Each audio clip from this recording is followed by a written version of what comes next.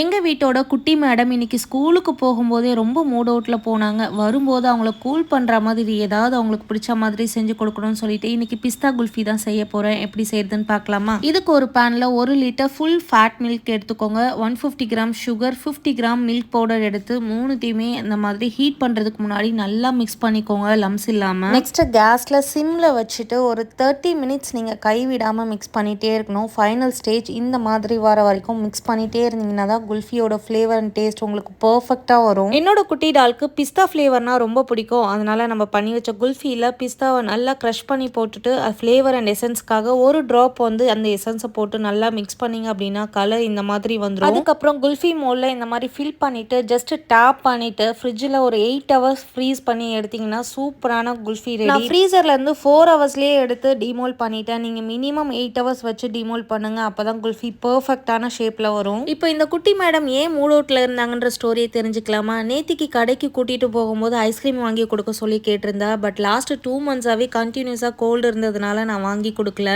அதனால மேடம் நேத்துல இருந்து என் மேல பயங்கர கோவத்துல இருந்தாங்க. இன்னைக்கு இந்த ஐஸ்கிரீம் செஞ்சு கொடுத்து சர்ப்ரைஸ் பண்ணி கூல் பண்ணியாச்சு.